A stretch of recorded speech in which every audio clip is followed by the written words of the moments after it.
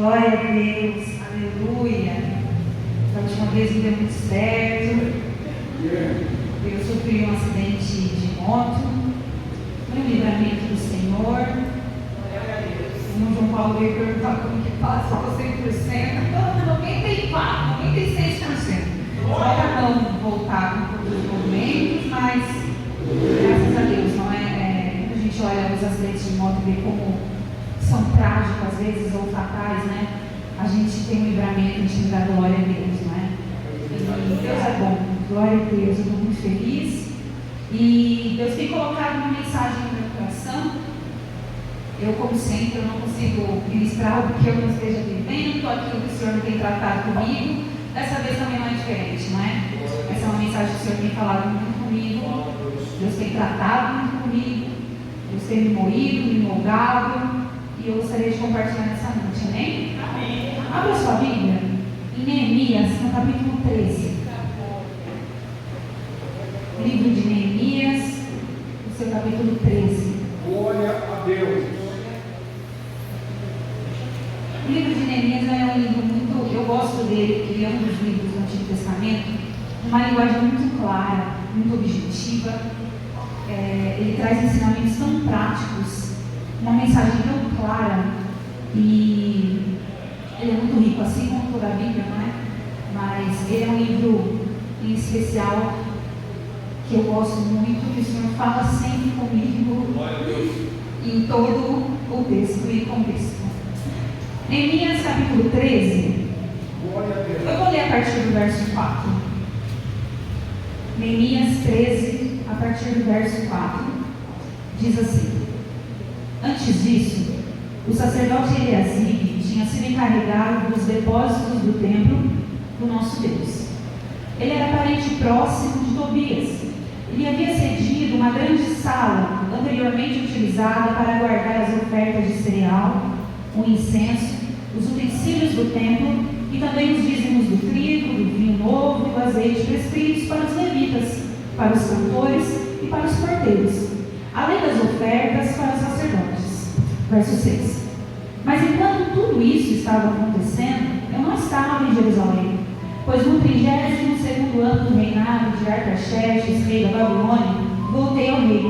Algum tempo depois, pedi sua permissão e voltei para Jerusalém.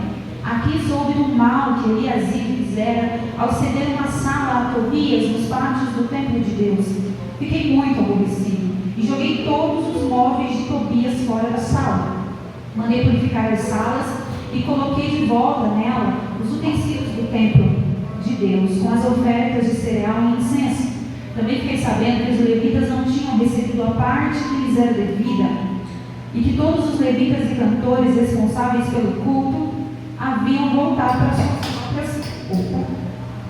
para suas próprias terras. Por isso repreendi os oficiais e lhes perguntei: por que essa negligência com o templo de Deus? Então convoquei os levitas e os cantores, Deus abençoe. Então convoquei os levitas e os cantores e os coloquei em seus postos. Amém? Amém. Glória a Deus. Aleluia. Glória a Deus. Feche seus olhos. Eu gostaria de fazer mais uma oração.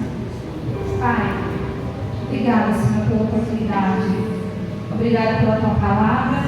Ela é digna de toda aceitação. Ela é digna de todo respeito. Ela é digna, Senhor, de toda a atenção, porque através dela, Senhor, nós somos alimentados, é através da Tua palavra que nós somos confortados, é através da Tua palavra que nós somos confrontados. Pai, por isso nós te agradecemos pela oportunidade, pelo privilégio da liberdade que é poder prestar um culto a Ti, e pelo privilégio que é poder Te ouvir, que é poder, Senhor, carregar nas nossas mãos de forma livre a palavra do Senhor, a Bíblia Sagrada, Pai. Pai, que o Senhor fale conosco mais uma vez, Senhor. O Senhor já está falando, o Senhor já está nos comunicando desde o início desse culto. E é lindo ver como, quando o culto é conduzido pelo Senhor, todas as palavras são direcionadas, são na mesma direção, porque a mensagem do dia é uma mensagem só para nós, Senhor. O contexto é o mesmo, Senhor. Obrigada, Senhor. Fala conosco nessa noite, abre nosso entendimento, abre os olhos do nosso entendimento, do nosso coração, para ouvirmos a tua voz e que nós possamos sair daqui, Senhor, carregando sementes da tua palavra, Senhor. Em nome de Jesus, amém. Glória a Deus. Você pode se sentar? Aleluia. Glória a Deus. Neemias. A mensagem por trás do livro de Neemias é a reconstrução. Não somente a reconstrução dos muros de Jerusalém, mas a reconstrução moral e espiritual do povo de Deus. Estava destruído, que havia sido, estava em opróbrio. O povo de Deus havia sido assolado pelo povo babilônico. Muitos foram levados cativos ao exílio babilônico. E depois de 70 anos, mesmo depois de 70 anos de tudo aquele acontecimento, 2 vezes o exército babilônico veio e destruiu os muros, queimou as portas, levou todos os utensílios do templo, levou o melhor de Jerusalém. A Babilônia é esse espírito, que leva o melhor de nós. O exército babilônico, esse espírito da Babilônia, ele leva o melhor. Ele leva os melhores filhos, ele leva o melhor da colheita, ele leva os mais prósperos, ele leva o melhor da terra. E quem fica desolado, não é? E muitas vezes a gente se sente assim, parece que ele roubou o melhor de nós, né? Os melhores anos da nossa vida, a nossa força, a nossa saúde, não é? Mas o Senhor, ele sempre age com graça com o povo de Deus. E às vezes ele levanta Neemias na nossa vida, ou ele nos levanta como Neemias para reconstruir aquilo que um dia a Babilônia destruiu. Amém? E Neemias está nesse contexto. Neemias, ele era copeiro do rei Artaxerxes da Babilônia. Neemias não nasceu em Jerusalém, não ficou em Jerusalém. Mas Neemias está ali no palácio. Ele era copeiro, ele era aquele que servia vinho ao rei. O rei não podia tomar vinho direto, porque poderia estar envenenado. Então, o copeiro experimentava, se o copeiro não morresse ali, o rei bebia. E essa era a função de Neemias. Aí a palavra do Senhor diz que Neemias recebeu uma visita no palácio do seu irmão, que veio de Judá, e ele perguntou: como que estão nossos parentes lá em Jerusalém? Como está a cidade santa? Como está o povo de Deus? E aí o seu irmão falou: olha, o povo está destruído, está assolado, está em sofrimento, está em opróbrio, está em humilhação, em vergonha, os muros da cidade destruídos, as portas queimadas. Jerusalém não é terra de ninguém, praticamente ele falou isso, né? É um povo sem, sabe? E a palavra do Senhor diz que Neemias sentou e chorou copiosamente. E é engraçado que Neemias, ele nunca morou em Jerusalém.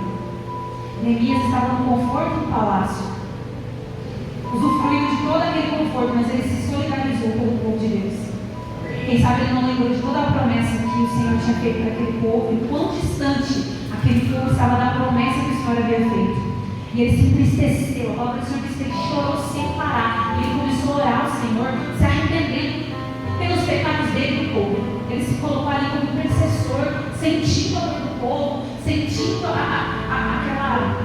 o sofrimento daquele povo, tudo aquilo que aquele povo tinha passado. Ele se coloca nessa posição e ora ao Senhor pedindo uma estratégia, pedindo sabedoria de como ele poderia ajudar, do que ele poderia fazer. Isso aqui é uma lição para nós, né? Muitas vezes a gente vê alguma coisa e fala assim: mas quem sou eu? Eu sou só copeiro do rei, de outro lugar tão distante. Eu vi, mas fiquei triste. Mas o que eu posso fazer, né? E às vezes a gente não pode fazer muito. Talvez você fale assim: mas eu não posso ir lá, que nem Neemias e reconstruir uma cidade. Mas você pode orar. Sabe, o Senhor pode colocar no nosso coração com amor. Isso é ser cristão. Com amor, nós intercedermos e chorarmos como se estivesse conosco. A dor, como se doesse em nós mesmos, não é? Com o coração cheio, isso a gente consegue. Agora, com o nosso orgulho, a nossa vaidade é difícil, não é? E a palavra do Senhor diz que Neemias chega ao rei triste, o rei fala: olha, você nunca teve triste na minha presença, o que aconteceu? Você não está doente? E Neemias fala: olha, eu nunca vou estar feliz, o meu povo, o povo dos meus antepassados estão todos em sofrimento, se a cidade, né, dos meus antepassados está em ruínas. E o rei fala para ele: o que você precisa? E aí ele já começa a ter o favor dele. E acho que aí Deus já estava direcionando: você é para isso que eu te chamei, é para reconstrução, não é? E então ele fala para o rei: olha, eu preciso disso, eu preciso desse tempo, ele determinou um tempo que ele era bem responsável. Ele falou, eu vou, mas eu volto no tempo tal, eu vou fazer assim, assim. Pediu para o rei cartas de autorização, enfim, a gente conhece a história. Então ele chega em Jerusalém, ele acha a favor também do povo, porque mesmo não sendo dali, as pessoas abraçam a ideia dele. Não fala assim, mais um que quer reconstruir, que quer resolver tudo. Não, vamos reconstruir. Qual que é a estratégia? Qual que é o plano? Olha, cada um na frente da sua casa vai construir um pedaço do mundo. Assim não fica ruim para ninguém, não fica pesado, e todo mundo faz alguma coisa, o povo ali se ajudou, e a palavra do Senhor diz que num tempo recorde de 52 dias, todos os muros foram reconstruídos. Claro que não foi só, né? Só maravilha. Existiram inimigos, existiram pessoas que tentaram impedir aquela reconstrução. Ameaçaram de morte, tentaram levantar falsas acusações, tentaram levantar acusações, tudo para destruir, para impedir a reconstrução. Mas a palavra do Senhor nos mostra que não conseguiu. Neemias até nos ensina que, se não me engano, no capítulo 4, quando uns inimigos falam, olha, Neemias, a gente quer conversar com você.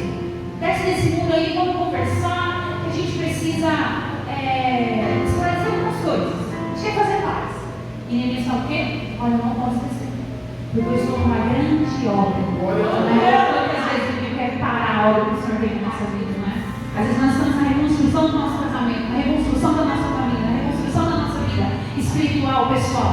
E sempre aparece o inimigo tentando nos paralisar, tentando nos distrair, tentando nos fazer descer da obra que o Senhor tem, do muro que o Senhor nos colocou para construir. E com Neemias nós aprendemos que a reconstrução é muito mais importante. Nós precisamos ter foco, não podemos parar para dar ouvido às acusações, às mentiras, às distrações que o inimigo levanta, não é?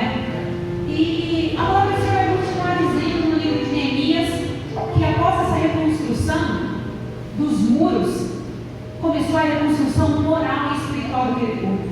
Porque Neemias entendeu que muito além do visível, o que aquelas muralhas significavam. O que é uma muralha? É uma proteção. O que são as portas? É um limite. Se a porta é fechada, não pode entrar. O que é um muro? Ele delimita território. O que significava aqueles muros destruídos? Aqui é terra de ninguém.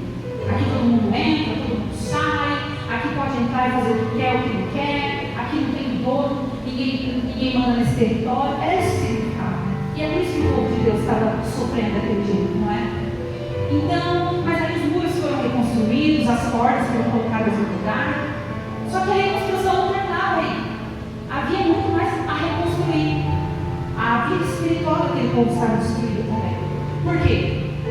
Quando Nabucodonosor e os seus soldados arrasaram por Jerusalém, eles levaram os utensílios do templo, eles destruíram o templo, e com isso levaram alguns dos sacerdotes, e com isso o que aconteceu? Acabaram os cultos. Acabou a leitura da palavra, do livro da lei. Então já não tinha culto. 70 anos sem culto. 70 anos que uma geração, muitos que nasceram no exílio, não sabiam o que era, como era o ritual do Deus de Israel. Não sabiam, não conheciam as leis de Deus. E foram vivendo. Outros povos entraram, então eles começaram a cultuar outros deuses também. Começaram a adquirir outras culturas de adoração a ídolos. E o povo foi ficando assim, nessa mistura. Quem se lembrava de como era o exílio antes, tentava passar. Mas a realidade, aquele mundo, estava muito corrompido. E a gente vê que hoje está ficando muito parecido, né? Algumas pessoas que ainda, olha, vamos ler a Bíblia e viver a Bíblia, mas o mundo lá fora, quando a gente abre uma TV, os filmes, o que a mídia fala, o que o mundo prega? É uma libertinagem, é uma cultura totalmente oposta àquilo que nós aprendemos na Bíblia. Mas nós precisamos ser como Neemias, como Esdras, que foi o escriba, o sacerdote, que foi quem leu a lei para o povo, a voltar para a palavra. Falar, povo, existe a palavra, aqui é o manual de vida do cristão, aqui é o manual de vida que o Senhor nos deixou, aqui é a palavra, toda a instrução da nossa vida está aqui, tudo que nós precisamos está aqui. Nós não precisamos viver como o mundo, nós não precisamos falar como o mundo fala, está tudo aqui. Nós precisamos às vezes ser Neemias e ser Esdras na nossa casa, no nosso trabalho, na nossa família. E a palavra vez que tudo estava construído, eles fizeram uma assembleia na frente do templo, colocou um altar bem grande, um púlpito, um palanque, né? Bem alto, onde todos pudessem ver, e Esdras chegou com o livro da lei, começou a lei do Senhor. Sabe o que a palavra diz? Que todos começaram a chorar sem parar. Todos começaram a chorar. Sabe o que é engraçado? A palavra do Senhor não diz que Esdras começou a pregar. E o que é pregar? Pregar é você ler a palavra e aplicar, explicar para que fazer sentido na minha vida. Mas a palavra do Senhor diz que Esdras não fez isso. Esdras leu. Ele começou adorando ao Senhor. Mas depois ele começou a ler o livro da lei. E só de ler o livro, só de ler a palavra do Senhor, o povo se contristou. O povo ficou contrito, o povo começou a chorar. Sabe o que é lindo? O poder da palavra de Deus, de nos trazer esse quebrantamento. Sabe, a palavra do Senhor não é acusação. Porque às vezes a gente tem mas ele é acusando, está dizendo onde eu estou pecando. E às vezes a gente tem essa impressão quando alguém vem nos corrigir, não é? Mas a palavra do Senhor tem um poder tremendo, ela vai aonde ninguém vai. Ela vai na divisão da alma e do espírito. Vai onde nenhum homem pode ir. E quando a palavra do Senhor chega nesse lugar, não tem como. A gente se desmonta diante da palavra do Senhor. A gente começa a comparar a palavra do Senhor e a nossa vida e não tem como continuar dessa maneira. Nós somos transformados, nós buscamos transformação, nós nos arrependemos, assim como foi esse povo. Só de ouvir a lei, eles viram o quão distantes eles estavam, vivendo todo aquele tempo da palavra do Senhor e do Senhor. Então aí o culto foi restaurado, a prática do culto foi restaurada, os sacrifícios, as ofertas, a vontade, os levitas, cada um nos seus postos, assim como o Senhor já tinha instruído. Salomão, o Moisés, todo o ritual do templo que foi perdido, ali foi reconstruído também. E eles começaram a fazer de novo. A palavra do Senhor disse que passou um tempo de 10 anos, 12 anos. Foi o tempo que Neemias pediu para o rei: olha, rei, preciso de 12 anos. Depois de 12 anos, para terminar o trabalho lá, eu volto. E Neemias, que era um homem de palavra, cumpriu sua palavra. Deu os 12 anos. Ele fez o trabalho que tinha que fazer. Deixou o culto, a igreja lá, o templo, tudo certinho, funcionando. Deixou todo mundo encarregado, tudo certinho. E falou: agora eu preciso voltar para as minhas responsabilidades. Sabe o que é engraçado? Que Neemias, lá em Jerusalém, nessa época, ele era governador. Ele tinha um cargo. Ele era importante. Até pelo que ele, tudo aquilo que ele conseguiu, né, fazer e administrou ali na reconstrução, na organização também do povo de Israel. Lá na Babilônia, ele só era comer com ele. Mas ele tinha palavra. Falou assim: não, eu não vou ficar aqui de governador, se eu tenho uma responsabilidade, eu sou um filho de Deus, eu tenho palavra. Ele foi e voltou para a Babilônia. E Neemias volta para a Babilônia e aí a coisa começa a pegar em Jerusalém. E aí começa o texto que nós lemos. Que Eliasib, quem foi Eliasib? Eliasib era o sacerdote. Ele era encarregado pelos depósitos, das ofertas, da casa do Senhor.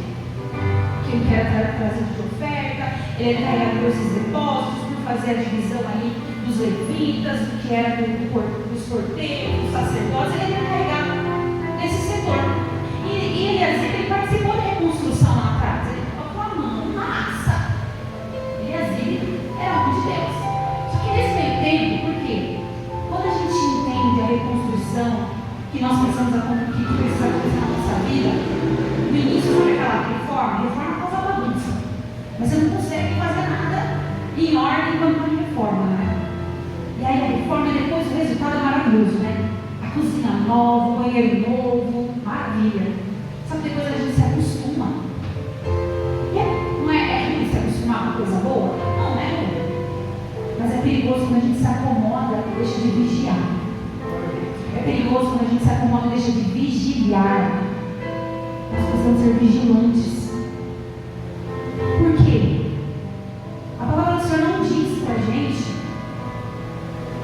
que Tobias, que a gente leu aqui, que era aparentado de Eliasib, que ele era aparentado de Eliasib no início do livro. Isso mostra que ele se aparentou, eles se aparentaram. O que é aparentar? Na família deles houve algum casamento. Isso aconteceu depois que já estava tudo certo. Depois que o muro já estava construído. Talvez até depois que Neemias já tinha ido até voltado para a Babilônia. Estava tudo ok. E eles aparentam com Tobias. Tá, mas quem é Tobias?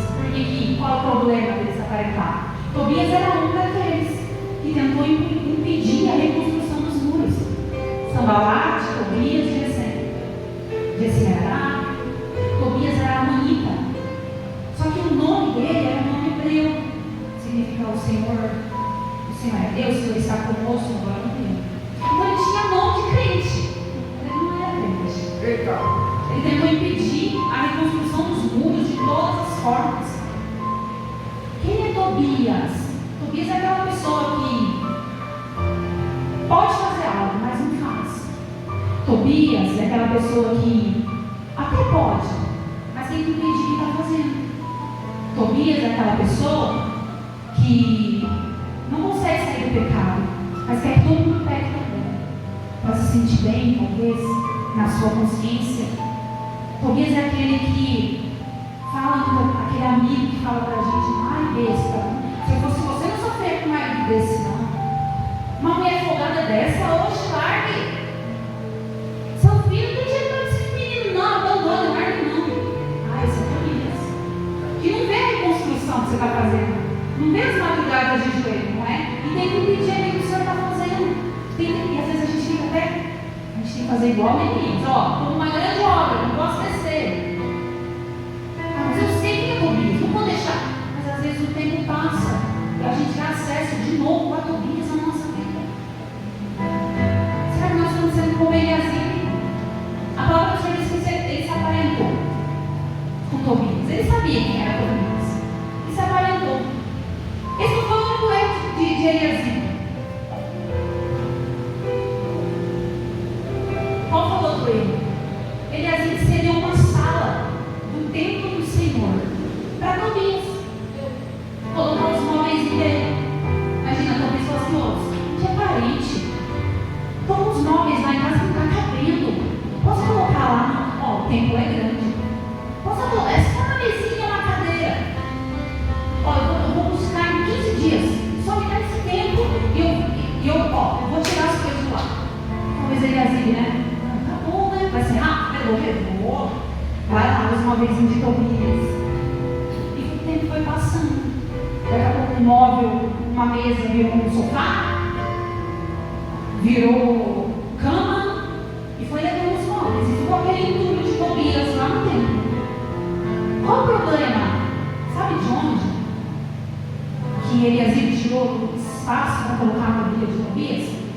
Os depósitos das ofertas do templo. Então ele tirou os utensílios do templo. Ô Tobias, pode colocar seus móveis aí. Vai caber. E onde ficou os utensílios? Ninguém sabe. Pode colocar, já é parente. É parente. A graça, né, gente? É graça. Ele é bom, mas né? Vamos perdoar. Vamos perdoar aqui, né? Não, foi muito tempo atrás, é muito tempo. Agora ele é outra pessoa.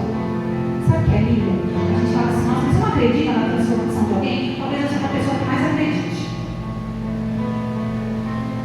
Por causa de alguns processos pessoais, eu sou uma pessoa meio crítica, mas eu acredito que o Espírito Santo muda, porque a forma do Espírito Santo trata comigo. Fala, Senhor, se o Senhor trata comigo, eu sou difícil. O Senhor trata com qualquer um. Então, sim, eu creio que o Senhor transforma. Mas a palavra do Senhor diz que nós devemos ser astutos como a serpente, manso como a pomba. Então, antes de acreditar na transformação de alguém, eu preciso ver os frutos desse arrependimento. Se não tiver fruto, não, mas ó, eu mudei. Ó, eu já nem falo mais palavrão. Que benção. Ó, não brigo mais com meu marido, eu nem brigo mais com ninguém. Agora eu fico quietinho. Ô, benção. Então vamos ficar aqui, vamos comer um quilo de sal? Toma. Depois que você come um quilo de sal, você não parece cidadão. Se o cidadão não beber, ó, um quilo de sal, pode crer que o cidadão está mudado. Nesse 1 quilo de sal, você já vai ver se a pessoa transformou ou não. Se transformou, amém.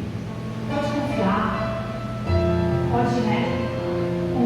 Tenha discernimento de dar, mas se transformou. Cuidado com quem você coloca na sua casa, com quem você dá acesso à sua vida, com quem você compartilha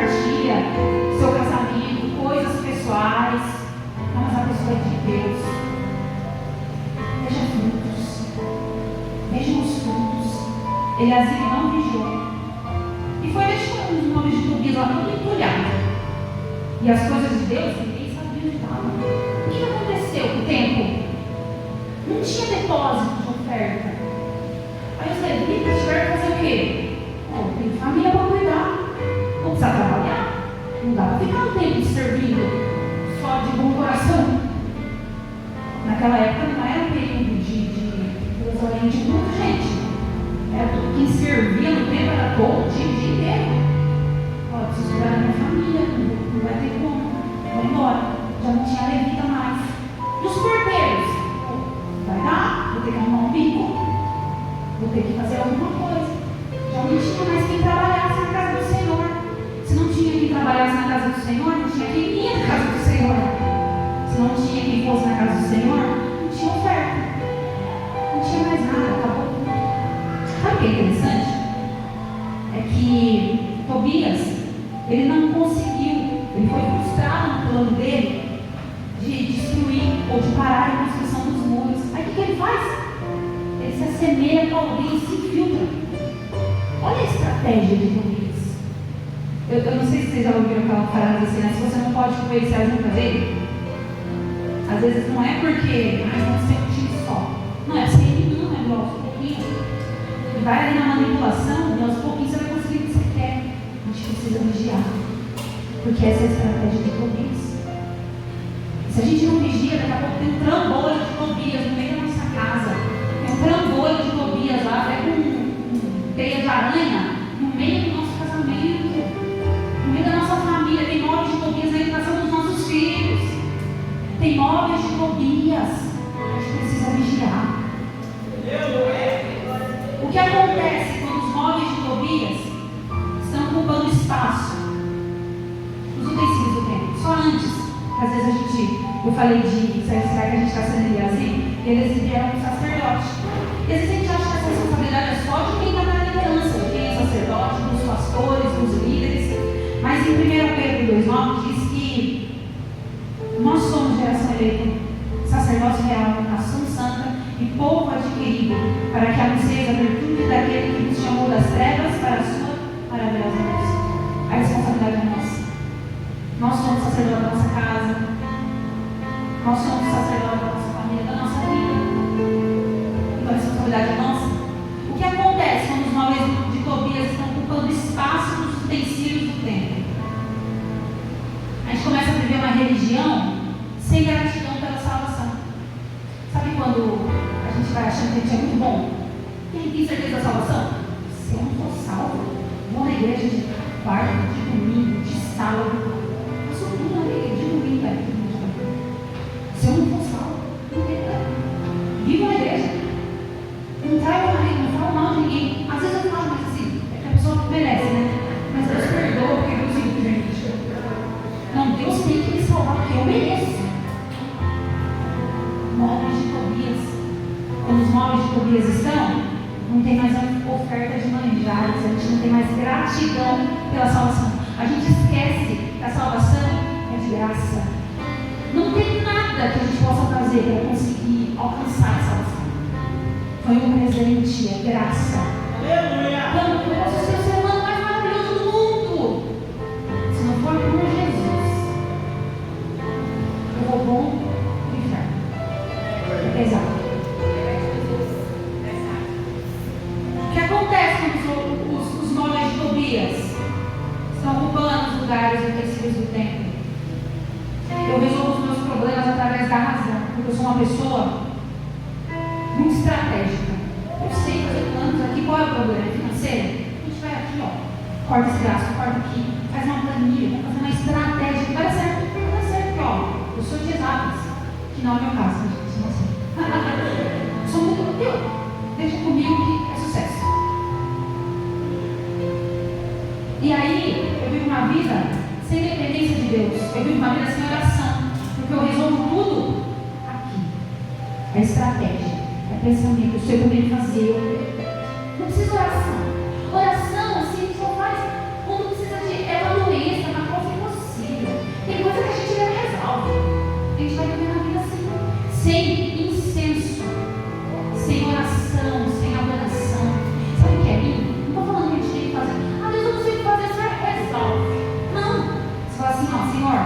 tenho um plano, ó, não deixa a parte, é muito bom. Mas eu quero apresentar ao Senhor. Eu vou colocar aqui no joelho, ó. Pai, esse é o meu plano. Mas eu não sei o dia de amanhã. Eu aqui, ó, eu tracei todas as possibilidades. Mas eu não conheço o dia de amanhã. O Senhor conhece. Então, se o meu plano estiver de acordo com o seu, amém. Que o Senhor abençoe e prospere. Agora, se o meu plano estiver diferente do seu, que o seu prevaleça. Dependência do Senhor. Agora, se a gente está vendo uma vida muito na razão, móvel de Tobias. Móvel de Tobias. Está faltando incenso, está faltando unção. Eu falo de Deus, mas eu não dou valor à obra da casa de Deus, ao trabalho na obra de Deus. Os utensílios que tem está faltando. Ah, não tem tempo, Deus entende. É minha vida pessoal, minha vida profissional, meu sucesso, minha felicidade, meu sonho, meu trabalho, meu não sei o quê. Não dá tempo de trabalhar. Não dá tempo de estar na igreja, não dá tempo de trabalhar para Deus. Não dá tempo. E Deus entende, não é? Deus utensílios que tem. Será que não tem móveis de Tobias aí? Está faltando cereais. O que é o cereal? É o trigo. É a palavra. Ah não, mas ó, um pastor na internet, nossa, prega. Chego lá no YouTube, é muito interessante, porque eu faço isso. E é uma bênção no YouTube, gente. Agora, só assistir porcaria na internet, quem quer? Tem muito bom na internet, é uma bênção. Eu posso, olha, Hernandes Dias Lopes, ele é lá, não, ele é aqui de São Paulo. Mas as pessoas são longe, como a gente vai assistir esses homens? O Santos Milagre, Curitiba, os caras são cabeça, tem Bíblia, é Bíblia. Mas o que eu faço? Estou lá na minha casa, e eu tenho o costume de assistir umas 3, 4 mensagens por dia, que eu gosto de falar, né? Pego o YouTube, eu escolho. Qual é o garçom que eu quero hoje? Hoje eu quero o garçom. Hoje eu quero o Douglas Gonçalves. Aí eu coloco lá o garçom, Douglas Gonçalves. Qual é o cardápio? E olha lá no cardápio do Douglas Gonçalves. Essa mensagem essa aqui tem que ter uma mudança boa. Pá, assisto. Sai aleluiada, uma bênção. Bênção mesmo de palavra. Vou pro próximo. Uma bênção. Sabe o que você está me alimentando? Sabe qual é o problema? Aí eu venho para quarta-feira, para o domingo, para o sábado. E aí, é que assim, aqui a gente posta ainda quem são os garçons, né? Mas aí eu não escolho quem vai me entregar. Eu não escolho quem vai me entregar, quem vai me servir cardápio. É Deus que escolhe. E o cardápio eu escolho? Muito menos. Quem escolhe é Deus. E aí isso quer ir na minha alma. Por isso que é bom a gente congregar, fazer parte. Não, mas fulano não gosta, fulano prega, fulano prega, fulano canta, não sei o que, eu não gosto. É porque fulano só canta aquela música, tem outra, vamos mudar. Não, a gente está aqui, a gente conta quem quer servir, a gente quer oferecer. E aí a gente sabe o quê? Tem cereal no centro, não tem moda de Tobias, tem palavra. Outra coisa que a gente tem que tomar cuidado é com emoção, porque é muito bom a gente sentir. Nossa, quando a palavra fala, nosso coração ele chora. Meu Deus, é muito bom. Nossa, a palavra vem assim, chorei. Só que se isso só for emoção, eu choro aqui. Sabe? Jesus, cara, nem atravessa a rua. Vou continuar pecando. Vou continuar falando palavrão. Porque emoção, do mesmo jeito que vem, vai, por mais intensa que ela seja. Não, mas você não sabe quando eu chorei. Eu chorei muito, né? Eu chorei, não tem mais lágrima. Só que é emoção.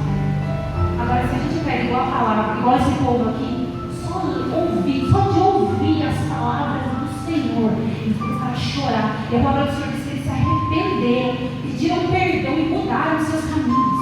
Aí eles têm conversão. Se tem arrependimento, mas elas estão sendo alimentados de verdade. Porque tem gosto. Porque tem cereais. Eu falo palavras bonitas, mas eu não tenho a alegria do Espírito Santo. Isso que Deus falou bastante comigo. Eu sou melancólica, meu temperamento. Melancólica é uma pessoa como?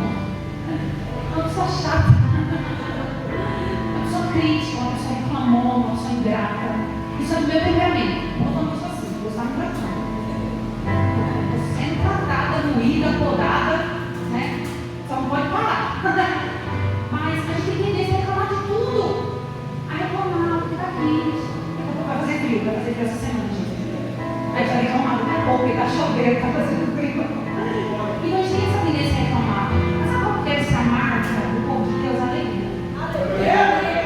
Você chega num crente, não é gostoso você abraçar um crente que está rindo? E para quem não é crente, fala assim, esse cara só tá alegre, não tem problema. Aí ele chega mais perto e aí você tem um problema pior que o dele. Mas mesmo assim você está alegre. E que alegria a gente poder testemunhar que a nossa alegria não está nas circunstâncias, mas está em Cristo. Cristo não muda, é por isso que a gente é alegre. Como Cristo não muda, e minha alegria não está pautada nas circunstâncias, estou sempre alegre. Então a nossa vida, o cristão, ele tem que ser marcado pela alegria. Tem um sorriso no rosto do serviço. Vai para o endemoniado, vai para o bandido, ora para ele, e coloca um sorriso na cara. E vai enganar o inimigo. É assim que a gente diz. Agora, se a vida está triste, se você não tem mais alegria da salvação, está faltando moço, está faltando óleo de alegria, está faltando vinho, está faltando azeite do Espírito Santo, o coração está endurecido, tem móveis de pobreza aí ocupando um lugar que não é para ter. Aleluia. A gente precisa tomar cuidado com pequenas coisas. Às vezes a gente acha que são as grandes coisas que nós tropeçamos, que nós devemos tomar cuidado.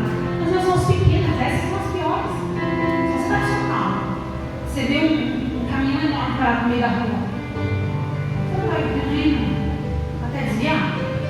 Vai no buraco que está lá, quando está chovendo, não dá cabeça. É aquele enorme pneu do carro, você não vai lá. Mas aí foi um pneu, você não vai curar, porque é no meio do caminho. Essas pequenas coisas que nos atrapalham, que nós precisamos tomar cuidado, são amizades. Ah, não, estou não é muito 10, mas está minando a tua vida, está ocupando o lugar de Deus. As más conversações que não ficam. Ah, mas eu vou nem falar de Jesus, então vamos ficar só no serviço, não. Um monte de gente crente, eles vão ficar falando, eu sou crente, nós crentes, para falar de Deus. Não, seja uma pessoa agradável, saiba falar sobre várias coisas. Mas se a conversa não edificar, saiba se retirar. Piadinha besta. Saiba se, para mim já deu. Sabe o que é lindo? Quando as pessoas sabem quando a gente é crente de verdade. As pessoas vêm, cara, fulano é crente, não fala essas coisas não. Não fala essas coisas não, fulano é crente, respeita. As pessoas respeitam. Porque agora, a gente tem que dar um respeito, gente.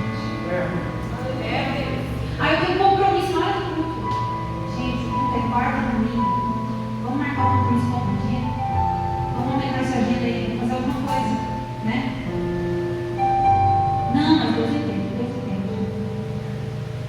Os trabalhos da casa do Senhor vai vir na rotina. Isso aqui a gente tem que tomar cuidado. Eu falo por mim. Estou fazendo um monte de coisa. O pessoal quer me agendar aqui, gente, parece que eu sou chata, eu quero vir, mas não é. Lá o culto também é quarta e domingo. Nossa, aí eu fico na mídia, igual a André, na gente. Aí eu fico na foto, no story, e aí eu participo da tarde da mesa, e eu fico no ensaio do louvor, e é o dia todo trabalhando. Às vezes cansa. Só que a gente precisa, isso diariamente, lembrar o porquê nós fazemos. Se a gente deixar o cansaço tomar. Aí a gente vai fazendo as coisas assim, empurrando para aqui. Isso a gente tem que tomar cuidado. Isso é muito comigo. Não podemos negligenciar as coisas da casa do Senhor. Nós precisamos colocar os móveis de Tobias para fora. Nós precisamos voltar de novo com louvor, com a palavra, os dons espirituais, o jejum, a oração, a madrugada.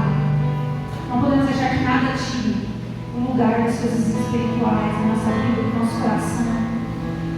Sabe, quando a gente percebe que o crente está firmado mesmo, está dando certo esse investimento, não é investimento. Hoje pode dizer assim, você está fazendo, não, hoje, não vou nem falar para me dar até medo, está tudo bem assim. Mas é investimento. Não venha na igreja, na casa do Senhor, não busque o Senhor somente quando está tudo ruim.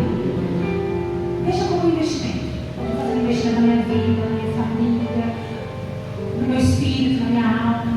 Quando a tribulação vem, a gente não tem firme. É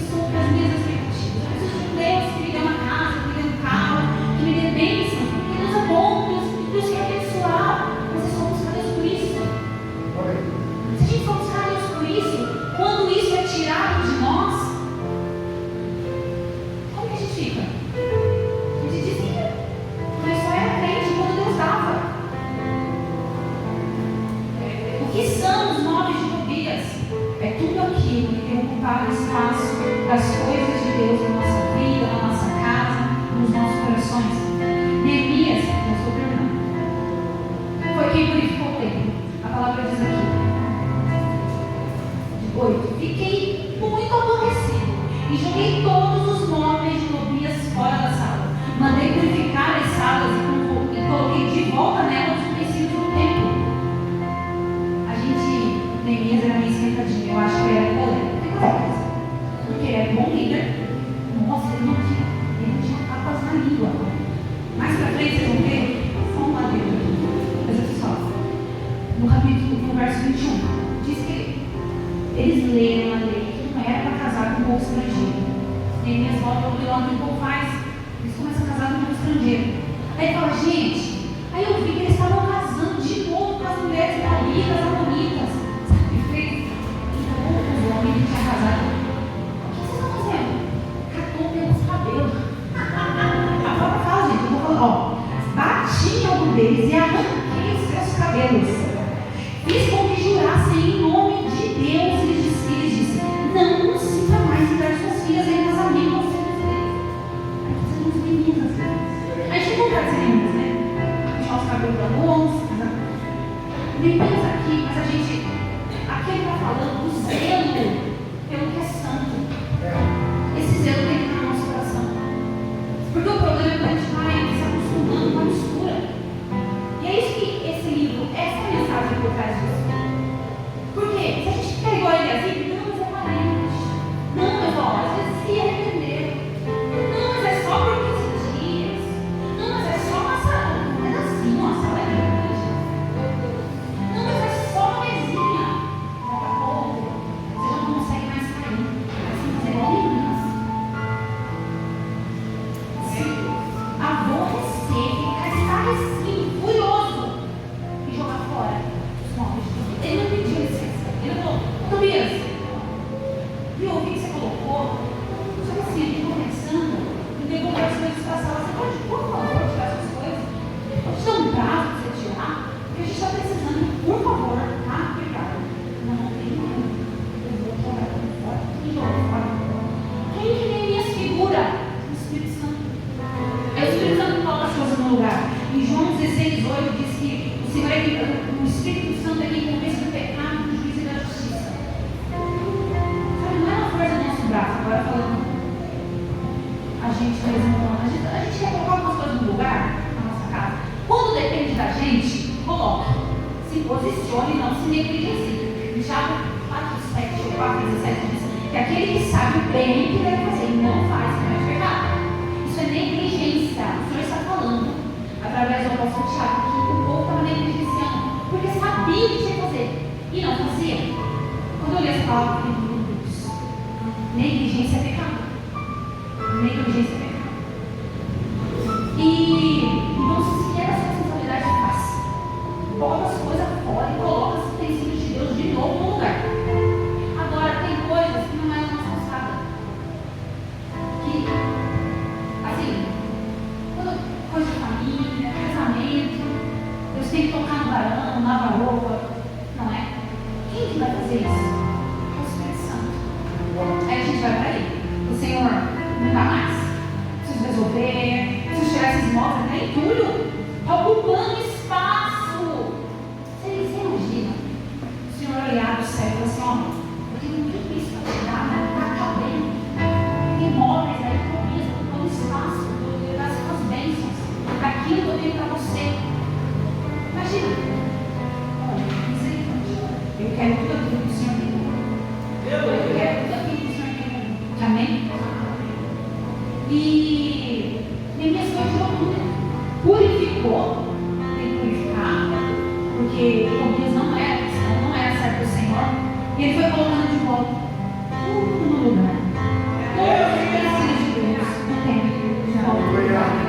Chamou os levitas, instruiu, chamou a atenção dos sacerdotes, porque Eliasib errou, mas Eliasib não era um líder. Não tinha nenhum outro líder que falasse Eliasib. Você vai dar uma sala, fulano lá, você não lembra quem foi ele? Então, os líderes erraram também com negligência. E Neemias foi colocando tudo no lugar.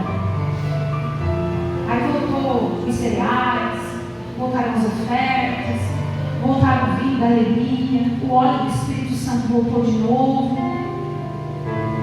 a restauração chegou. E eu oro para que o Espírito Santo enche nosso coração nessa noite. Que o Senhor nos dê sabedoria, o Espírito Santo nos dê sabedoria e discernimento para tirar tudo aquilo que são móveis de Tobias. Sabe, às vezes os móveis de Tobias é um ressentimento. Às vezes o móvel de Tobias é aquele orgulho que está impedindo Deus de trabalhar, de fazer a vontade dele na nossa vida. Às vezes os móveis de Tobias é uma vaidade. Às vezes os móveis de Tobias é a falta de amor, é a falta de zelo pelas coisas de Deus. Eu não sei quais são os móveis de Tobias que talvez estejam no seu coração, na sua casa ou na sua família. Mas o clamor dessa noite é para que o Espírito Santo possa nos convencer, nos esclarecer do que está fora do lugar, para que volte para o lugar de novo. O temor do Senhor é o princípio da sabedoria. O discernimento nos faz entender e evitar tudo aquilo que não é do Senhor. Que nós tenhamos discernimento para que ninguém tome a nossa coroa. Em Apocalipse 3:11 diz: eis que venho sem demora. Guarda o que tens para que ninguém roube a sua coroa. As coisas de Deus são mais preciosas. As coisas de Deus são mais preciosas do que esse móvelzinho de Tobias. Mas é parente. Mas eu gosto tanto dele. É uma pessoa boa. Errou no passado, mas é uma pessoa boa. Mas ele tem tomado lugar de Deus no teu coração. É um presente que ganhou e está interferindo na tua vida, no teu espiritual. É uma distração, excesso de jogos. É uma distração, está tomando lugar de Deus no teu coração. Está tomando lugar de Deus na sua vida. Lance fora hoje os móveis de Tobias. Deixa o Espírito Santo fazer a faxina. Você pode se colocar de pé. Deixa o Espírito Santo fazer a faxina que ele precisa fazer. Deixa o Espírito Santo fazer a reforma que ele precisa fazer. Deixa o Espírito Santo reconstruir as áreas da tua vida que foram destruídas. Deixa o Espírito Santo levar para longe quem te afasta dele.